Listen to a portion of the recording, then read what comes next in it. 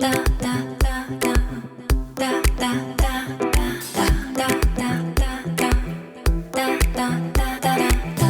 to The Unusual History of Everything, the podcast that uncovers the unusual history of everything around us. I'm Karen Lacey. And I'm Melanie Dellis. On this episode, we're going to enter at our own risk 3 hospitals that were the final resting places for epidemic victims who are said to still call those places home.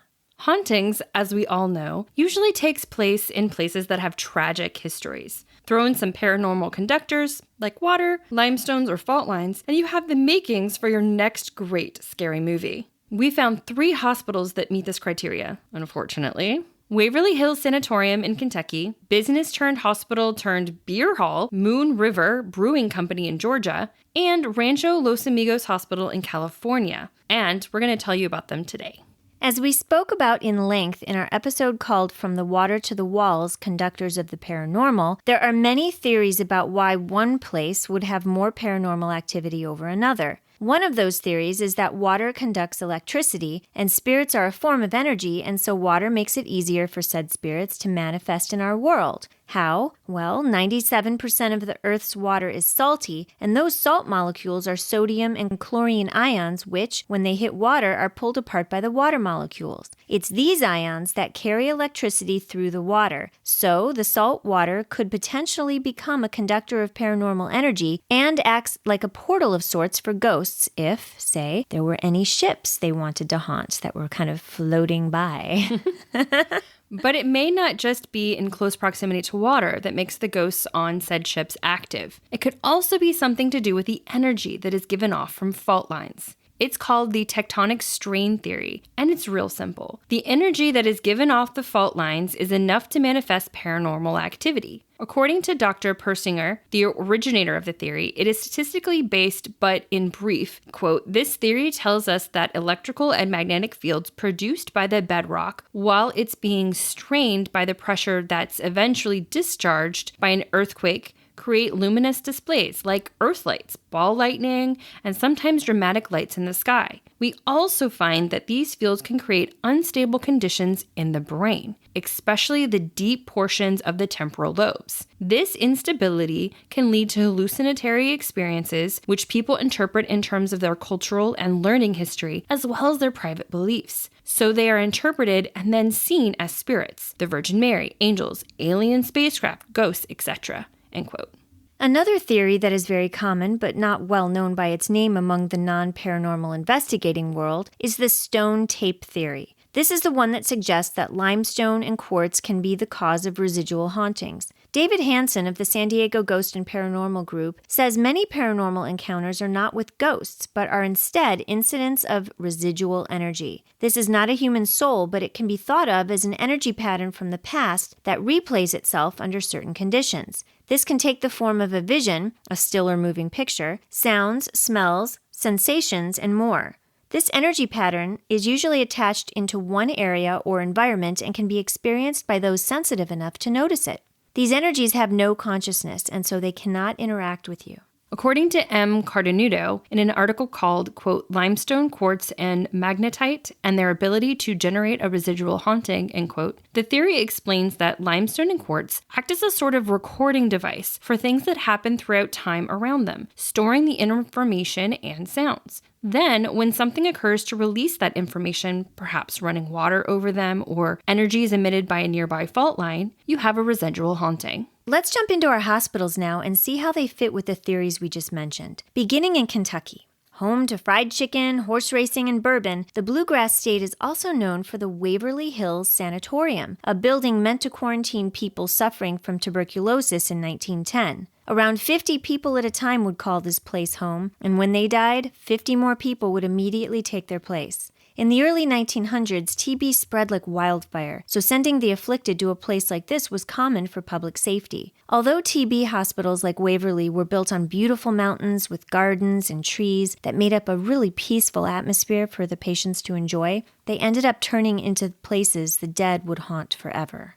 TB had become an epidemic in this part of the country, mainly because people didn't realize at this time that tuberculosis was spread via the air. Waverly seemed like the perfect place to hopefully recover from TB, although many did not. It was its own city with its own zip code, post office, water treatment facility, farm, and slaughterhouse. If you were a patient there or even on staff, you had to say goodbye to your old life family and friends and commit to be there. Essentially, you became a permanent resident, which for most was literal, even after death.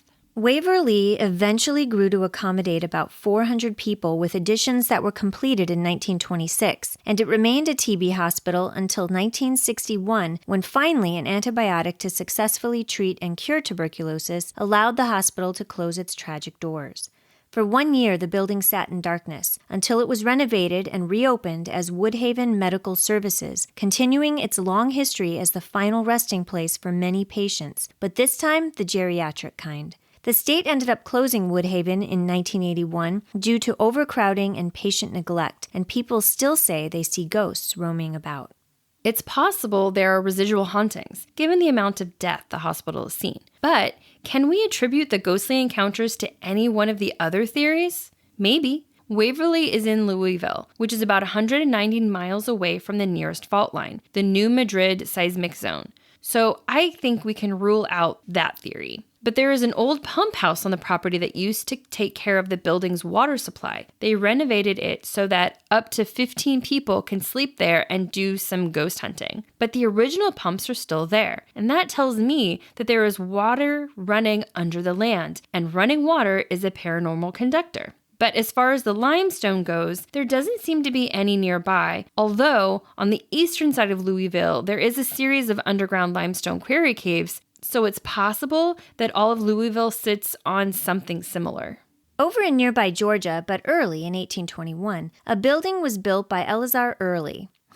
Get it? I just caught that. Never caught that before. Early in 1821. Yeah, Eleazar Early. So this building he built served as Savannah's elite city hotel. Wealthy and prominent guests often stayed there, enjoying fine spirits, perhaps literally. There were many deadly fights that occurred between patrons there. For example, when James Stark was shot and killed by the town physician, Philip Minas, probably for spending too much time with Minas's lady friend. However, when General Sherman claimed Savannah during his infamous March to the Sea during the Civil War in 1864, the hotel was forced to close. It was around this time that Savannah's residents fell victim to a series of yellow fever outbreaks. The first one was in 1820, where 666 people died. I'm sorry, that's the mark of the devil, isn't it? The 666? That's very precise. It's really creepy. Creepy. All right, so it's already off to a bad start, right? Bad. So in the 1854 outbreak, 1,040 people died, and hundreds more in the 1876 outbreak. I hope it wasn't 666 again. Goodness. God. It was during this last outbreak that the old city hotel building was turned into a makeshift hospital for the hundreds of people, mostly children, who came down with the fever. Because most of them died there, it's said that their spirits still roam the halls. When the fever died down and the hospital wasn't needed anymore, the building went from being a storage space to an office supply store and then sat vacant for nearly 20 years before being bought in 1995. Shortly thereafter, it was turned into the Moon River Brewing Company and still stands today. It goes without saying that the possibility of residual hauntings in this building is there, but it doesn't appear that Savannah is located near any fault lines, so we can rule that theory out. However, the Moon River Brewing Company building is on the Savannah River, so there's one theory we can put a check mark next to: water. Doing just a little digging, we also discovered most of the land in Savannah is made up of quartz, sandstone, and limestone, the trifecta of paranormal rock conductors. Dun dun dun. Dun dun. Yeah, literally, it was when I did the digging on that. Digging. It was like, yeah, all of Savannah is made up of these three rocks. I'm like, what? No wonder there's ghosts everywhere. People always say that Savannah's like, all the buildings and stuff in Savannah have so many ghosts in it. Well, now we know why. Probably because there's a lot of other stuff that it's happened there, and it's like literally lying on this like bedrock of conductoring. Yeah. And recording devices, exactly. Right? And next to the river. Why not? Well, over in Southern California, the Rancho Los Amigos Hospital in the city of Downey lies empty, a ghost of what it was back in the early 1900s. The building has a long, deadly history with epidemics, beginning with aiding Spanish flu victims in 1918.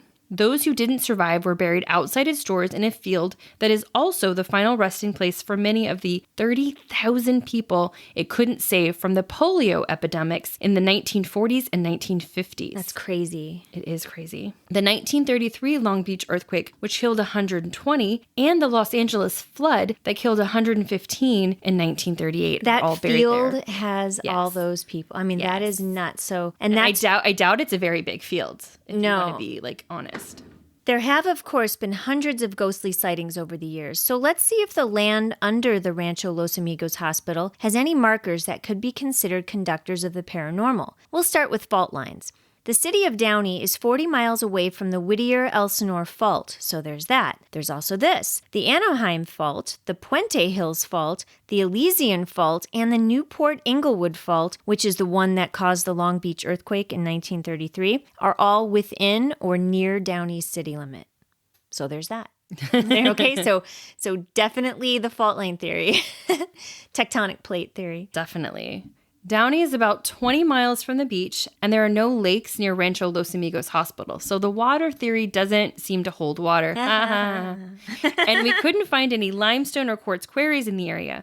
But I'd say thousands of deaths within its walls and being near 5 fault lines qualifies Rancho Los Amigos Hospital as being potentially one of the most haunted places in America.